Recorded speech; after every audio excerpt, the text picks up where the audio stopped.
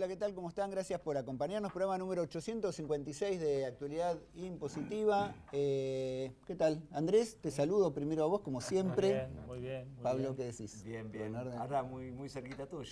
Sí, hoy estamos todos así ¿Qué amuchados. haces? ¿Saltadito? ¿Qué decís, Leo? ¿Todo bien? ¿Cómo están? Todo bien, todo bárbaro.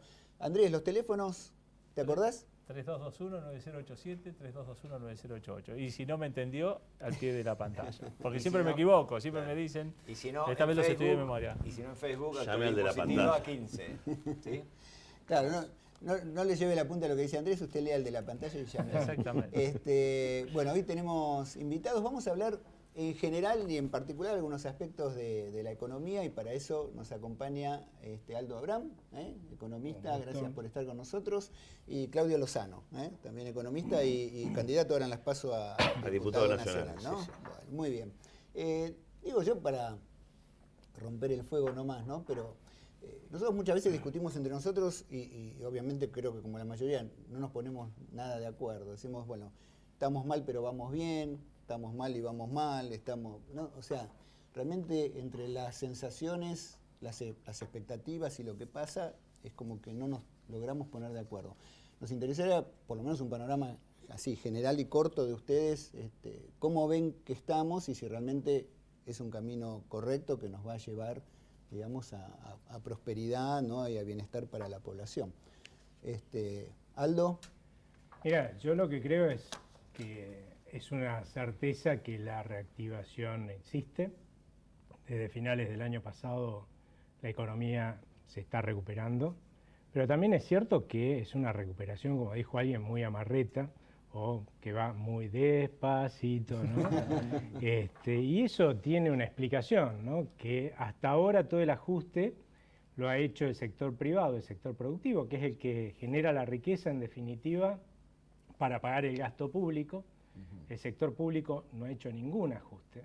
De hecho, cuando uno mira las cifras, por ejemplo, del gobierno nacional, lo único que bajó el gasto del gasto público son los subsidios a las tarifas de servicios públicos, con lo cual, en realidad, ni ese ajuste lo hizo el sector público.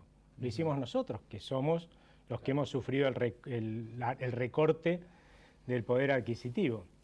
Y lamentablemente, para entender, porque vamos despacito, hay que imaginarse a un sector productivo que luego de una caída de un año, un poco más, porque se empezó a caer a mediados del 2015 en un pozo muy profundo, de golpe le empieza a querer salir y vos le calzás atrás una mochila con un monstruo enorme e inútil.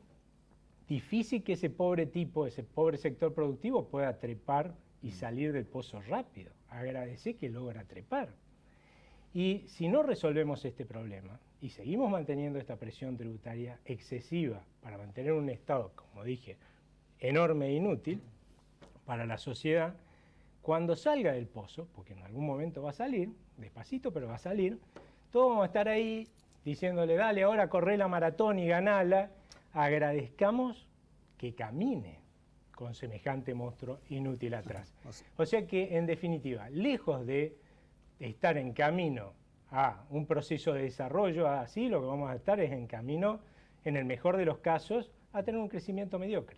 Sí, yo en eso tengo sensaciones encontradas. Ahora que queremos saber tu opinión, pero ¿uno ve algún recorte en gasto en áreas muy sensibles, ¿no? De salud, de PAMI, qué sé yo, por lo menos uno escucha o por gente cercana se da cuenta que hay recortes, digamos, importantes. Quizás no sea lo importante, digamos, que decís, pero a ver, si yo parecen. Pero a ver, espera, sí.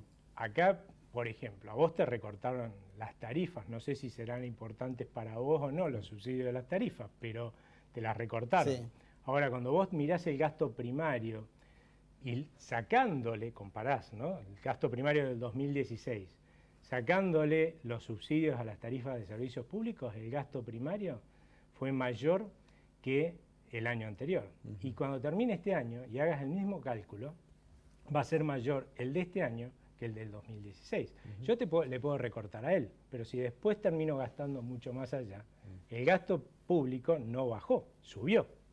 Eso es lo que perdón, creo que lo que vos estás planteando es que todavía queda pendiente el recorte del gasto del propio Estado. Tiene que hacer el ajuste el Estado. La verdad es que cuando todos los economistas sabemos que no hay almuerzos gratis, ¿sí? Entonces, cuando vos agarrás una tremenda y desastrosa herencia como agarró este gobierno, todos tienen que hacer su parte del ajuste. Si un sector no lo hace, lo va a tener que hacer todo el otro sector. Y eso pasó. Todo el ajuste lo hizo el sector productivo. De hecho, preguntale a cualquier trabajador o empresario si el ajuste fue gradual como dice el gobierno. Le va a decir, ni loco, fue de shock. Y obvio que fue de shock para él. Tuvo que hacer el de él más el que no hizo el Estado. Claudio, ¿cómo lo ves? Distinto, me imagino, ¿o no? Sí, como enfoque tengo enfoques diferentes al que tiene Aldo, pero en términos generales yo lo que creo es que esta es además de que creo que es una política equivocada, creo que es una política atrapada entre dos problemas. Uno, una situación mundial que diagnosticó mal y que no reconoce, y un problema social que también existe y que le plantea desafíos al criterio que tiene la política económica. Es decir, esta política tiene como vectores supuestamente para dinamizar el crecimiento de la economía, las exportaciones y la inversión extranjera. La crisis mundial habla de dos cosas. Primero, hay estancamiento del comercio mundial, está a la mitad de lo que era en el 2008, no va a haber dinamismo por vía de las exportaciones y la inversión extranjera tiene un nivel de lentitud y tiene tendencias muy precisas que en ningún caso suponen dinamizar nada de un día para el otro. Consecuentemente, ahí hay un problema para una política que se plantea que sus vectores dinámicos son estos. Y por otro lado tiene una estrategia que supone tratar de arreglar el problema argentino sobre la base de la reducción de los costos laborales. Este es el criterio central que tiene esta política económica. Y eso obviamente choca contra una Argentina donde prácticamente el 75% de quienes laburan dependen de un salario. Y de hecho genera niveles de problemas de gobernabilidad. Las dificultades que plantea Aldo para reducir el gasto tienen que ver con los problemas de gobernabilidad que el gobierno tiene frente a cualquier intento de modificar el gasto, ¿no? Porque cuando uno quiere hacer el recorte del PAMI que quieren hacer de 3.000 a 2.200 millones de pesos, bueno, ahí aparece, no solo empleados, aparece el precio de los medicamentos, ¿no? Aparecen muchas cosas. No, pero está el tema, claro, medicamentos. Después digo, cuando vos querés tocar el tema de los planes, digo, tenés una Argentina que en términos sociales está atada con alambre. Digo, Argentina tiene un ingreso promedio de 10 lucas de quienes trabajan, el 60% gana menos que eso, el 40% de los trabajadores gana menos de 4.500 pesos, para una canasta de pobreza de 14.000 y una canasta familiar que está en el orden de los 25.000 en la región metropolitana. Por lo tanto, digo, esta política, al tener estos dos problemas, ingresa rápidamente en contradicciones. Primero, si yo no ajusto el gasto, como dice Aldo, no ajusto las cuentas públicas. Es más, para facilitar negocios donde hay rentas, incluso resigno recursos. Acá hay límites en el ajuste del gasto, pero también este gobierno resignó recursos, eliminó retenciones al agro, a la minería, resignó plata. Ahora, ¿cómo cubre el bache? Lo cubre con deuda. Si a la deuda además le sube, le agrega la inversión en cartera de carácter financiero, dada la renta en dólares que en la Argentina se puede hacer, el resultado tenés una avalancha de dólares que te tiran el tipo de cambio, te estancan el tipo de cambio. Consecuentemente, la salida exportadora tiene dos problemas. Te planchan el tipo de cambio y tenés bajo dinamismo mundial, con lo cual entra en contradicciones permanentemente. Del mismo modo que le resulta muy difícil ajustar el gasto, cuando el 50% del gasto público está indexado hacia atrás.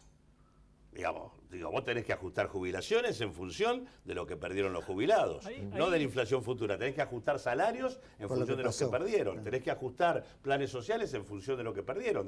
Todo esto son los límites que le plantea la gobernabilidad para una estrategia que no tiene viabilidad social. Por lo tanto, y con esto termino, yo creo que esto se va al demonio. Quiero ser claro. Acá no hay un horizonte de desarrollo, acá hay un horizonte de inestabilidad económica y política.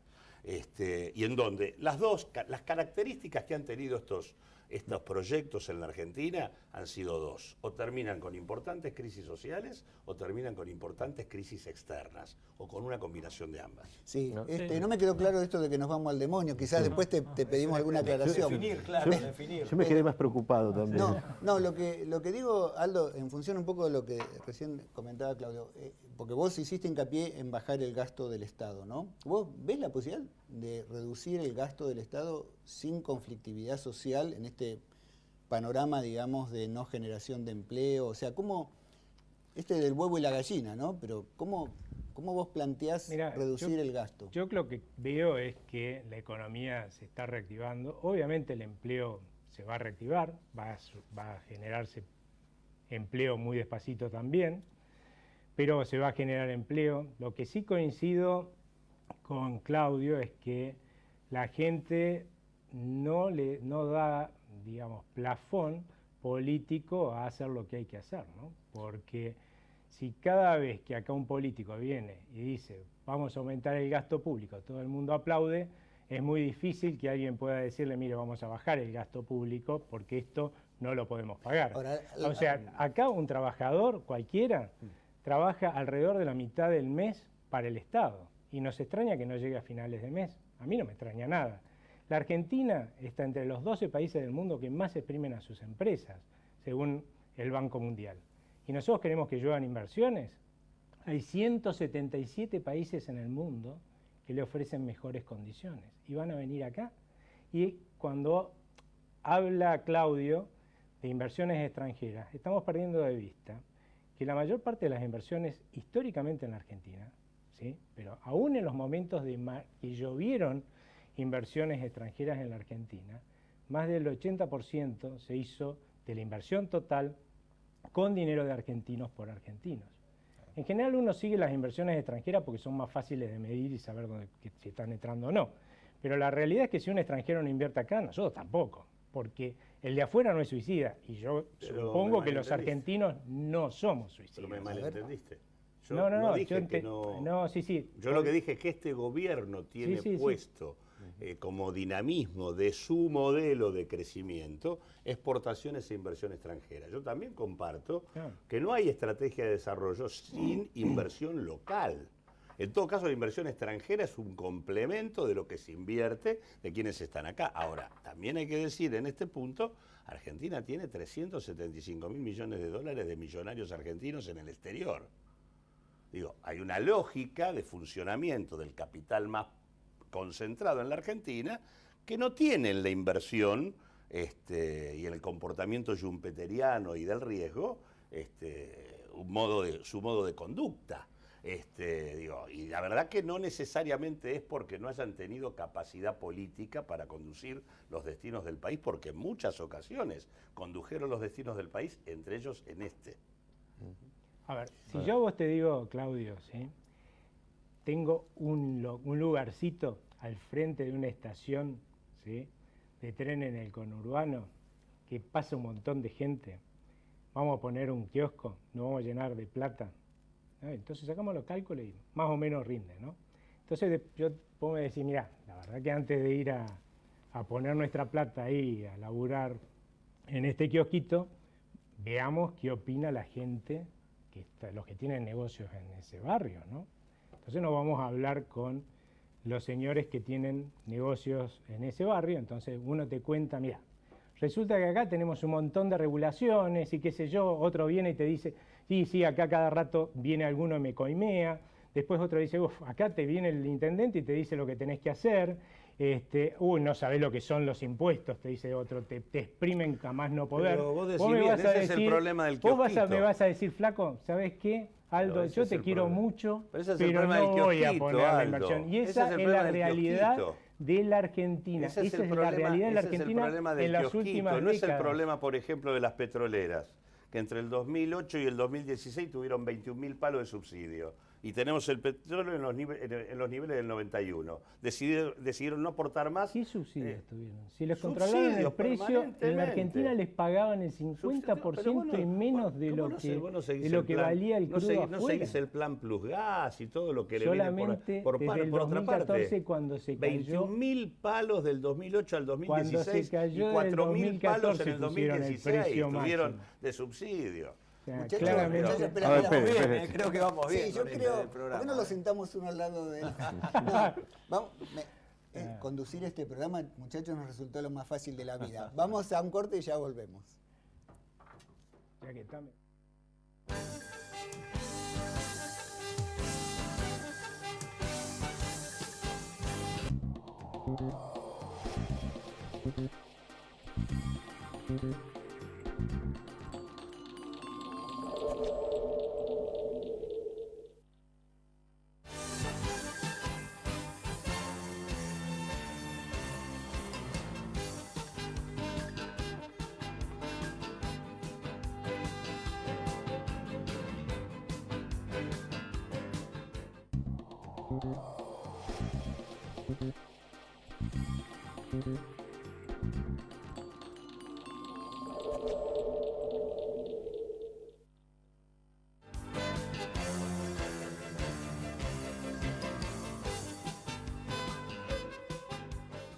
Continuamos en la actualidad impositiva, segundo bloque, y en esta discusión con Aldo Abraham y con Claudio Lozano, que ahora ya la seguimos, pero quería comentar algo que hay que empezar a mirar. Es una norma de la AFIP que dispone que a partir del 1 de agosto no se pueden hacer pagos de impuestos en efectivo, con lo cual todo debe bancarizarse. Así que esta es una medida que si bien puede parecer que no tiene tanta importancia, en muchas personas, sobre todo personas físicas o empresas, en algunos casos que están pagando en efectivo, y también hay que decirlo, en muchos casos no quieren depositar el dinero en las cuentas bancarias por todas las retenciones que sufren de todas las provincias, con lo cual es un tironeo infernal en el cual todos quieren sacar un poquitito de recaudación, en esto que estamos hablando de las recaudaciones y del gasto, y de las recaudaciones para financiar el gasto. Y la verdad es que el que está perdiendo acá es quien deposita, que quizás deposita 100 y dispone de 95 para hacer el pago de sus impuestos, o a veces menos. Perfecto. Pues es que estaba pensando cuando hablaban del gasto, y discutíamos lo del gasto, porque hoy lo venía escuchando gente hablando de esto. El gobierno creo que se plantea muchas reformas, incluso muchas se dicen después de octubre, ¿no? Como para dejarlo para después, quizás porque pueden sonar ahora antipáticas o no sé por qué dejarlas para después de octubre, pero no fueron muy simpáticas las que hizo hasta ahora. No, por ahí por el tema de lograr mayorías parlamentarias o poder negociar distinto las leyes, pero una es la reforma previsional, por ejemplo, ¿no? Donde hoy escuchaba una abogada previsionalista decir, mire, si usted es mujer y está por cumplir 60, empiece ya los trámites porque por ahí después, hasta dentro de 5 años, hasta los 65, no se va a jubilar, lo cual instala en la sociedad ya, ¿no? un tembladeral, digamos, distinto, pero tiene que ver con el financiamiento, ¿no? del sistema previsional. No sé si sobre esto tienen opinión, si está bien, digamos, hacer esta reforma, elevar las edades, o de qué manera se solventa un sistema solidario como el que tenemos, ¿no? Mira, el sistema previsional de reparto ha quebrado en todo el mundo.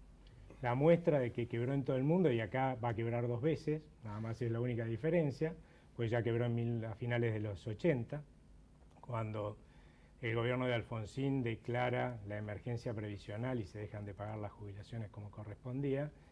La única diferencia es esta, que acá tropezamos 2 veces con la misma piedra, y allá están haciendo exactamente esto, porque en definitiva lo que nosotros hemos comprado como aportantes al sistema de reparto es el derecho a una determinada jubilación. Es mentira que sea un reparto esto. Reparto sería si todos ponemos en una cajita y sacamos de lo que hay en la cajita, ¿sí? Así no funciona. El sistema previsional argentino se compromete a darte a vos una determinada jubilación, que es un número, no es cualquier cosa, ¿sí? No depende de lo que se recauda. A partir de esto, lamentablemente, el sistema de reparto es como el sistema Madoff en realidad. El gobierno se gasta todo lo que ingresa y después Dios dirá cómo se paga. No solamente acá, en todo el mundo. Y es por eso que en todo el mundo ha quebrado. Y es por eso que en todo el mundo se ha declarado el default, porque esto es como que yo a vos te dijera, mira, ¿te acordás que yo te debo plata? ¿Sí? Te compré un bono, ¿no? Y vos te tenía que pagar ahora. Bueno, a partir de ahora, si querés cobrar, me tenés que pagar por 5 años más, ¿sí? Préstame por 5 años más, y dentro de 5 años yo te voy a pagar lo mismo que te dije que te iba a pagar.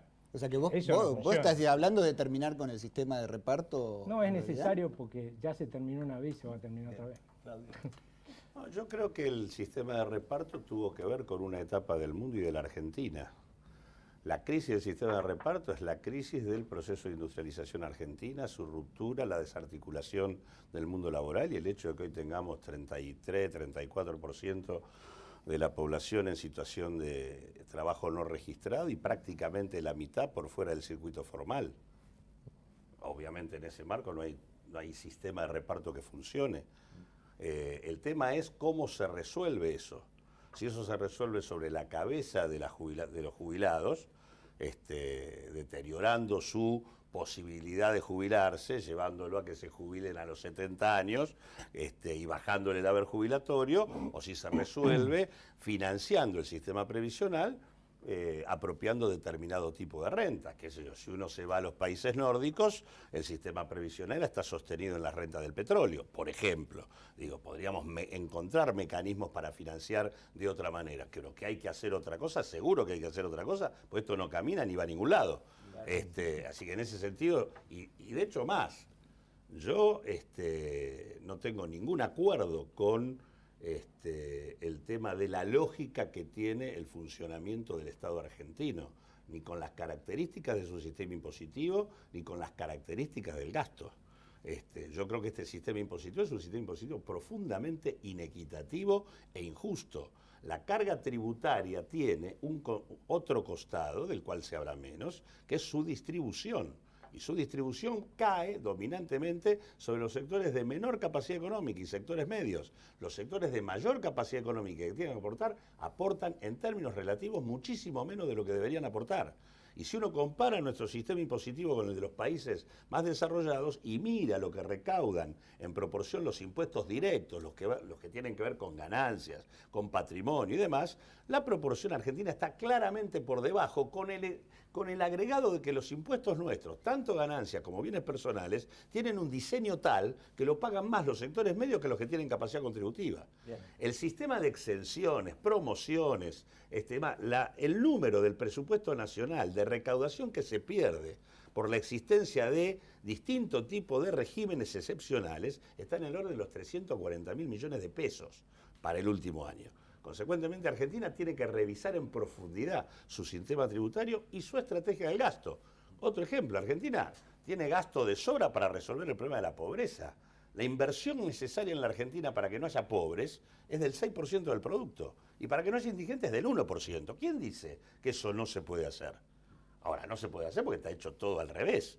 Entonces, yo no tengo acuerdo, cuando digo que genera crisis social, también digo, este tipo de estrategia, hay que ir a un reordenamiento del esquema fiscal, pero un reordenamiento progresivo en términos tributarios y de gasto. Claudio, tenemos 3 minutos, Pablo, algo querías decir. No, ver la visión desde la reforma tributaria que está planteando y el esquema que se plantea, Aldo, no sé cuál es tu opinión respecto a la derogación de ingresos brutos y a la existencia de un único impuesto que se reparta. ¿Vos crees que eso puede funcionar? Mira, yo no creo que dentro de la reforma tributaria pueda haber nada que trate de ingresos brutos.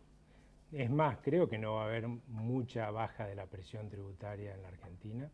Es imposible que la haya en tanto y en cuanto lo que decíamos hace un rato. Si cada vez que suben el gasto público uno aplaude y encima tenemos un déficit fiscal que es equivalente al 9% entre todos los niveles del Estado, a más del 9% de la producción de los argentinos, olvídate que puedan bajar. Pero estos días leíamos que la recaudación viene tributaria aumentando en forma interanual. ¿Esto cómo se explica? Digamos. A ver, el aumento fuerte que tuvo en junio está explicado porque hay algunos impuestos que antes se pagaban en mayo y en abril que por distintas razones la AFIP decidió que se pagaban en el mes de junio, bienes personales y ganancias, por lo menos que me acuerde de personas físicas, ustedes saben más de esto que yo sin lugar a dudas. Y obviamente, de la misma forma que antes impactaron una recaudación que venía más baja, ahora se nota una recaudación más alta, simplemente porque esos impuestos no se pagaban el año pasado. Pero en el además mes en el de primer junio, trimestre ¿no? lo que salvó el tema de la recaudación Fue fue el blanqueo. blanqueo. Sí. No es algo... Ahora, no Pero tenemos yo blanqueo, lo no que quiero tenemos decir, recaudación. Una pregunta. volviendo al punto que planteaba antes respecto a la falta de progresividad, digo, en la Argentina hay 114.000 personas que tienen un patrimonio neto, de más de $1 millón. De los cuales 11 tienen un patrimonio neto superior a los $1.000 millones. Son 11 fortunas, que uno las puede enumerar. Son nombres y apellidos conocidos. Tiene 1.040 argentinos que tienen fortunas superiores a los patrimonios netos superiores a los $30 millones. Si esas personas pagaran la alícuota de bienes personales, el Estado recaudaría $12.750 millones al año y estaríamos en condiciones de garantizar que nadie pasara hambre en la Argentina. Digo, acá hay que discutir lo que hay que discutir. Claramente la presión tributaria está puesta donde no debe estar. Bueno, entre presión tributaria y gasto, ¿no? sí, Más o menos nos vamos. Lo que queríamos comentarles también, el dólar, ¿cómo lo ven? ¿Qué pasa con el dólar? Plancha, relajo. sube, la gente dice... Tenés que En hacer un otro minuto, programa. ¿cuántos segundos me no, da? buen día. Lo grande de Tenemos esto, un minuto. lo grande de No, esto el es, próximo uno, programa. el efecto, precios. Precios, sí. Dos, eso será. el Banco Central bajar la tasa difícil, probablemente la tenga que subir, menor actividad económica. 30, se nos fueron los 30 segundos. Listo. Esperemos que les haya quedado algo Y claro. ojalá que Claudio se haya equivocado, ¿no? No, Sí, hay que sí. empezar de cero. Eso quedó Esto que clarísimo. se va, vamos Todo todos de mal. cero. Bueno, muy bien. Gracias por habernos acompañado. Gracias, Claudio, No, también. nada más. Suerte en las pasos, si no nos vemos antes. Ojalá. Y bueno, nos vamos, muchachos. Ya está, listo. Cumplimos. semana. Nos vemos dentro de 7 días con más actualidad impositiva. Que pasen muy bien. Chao.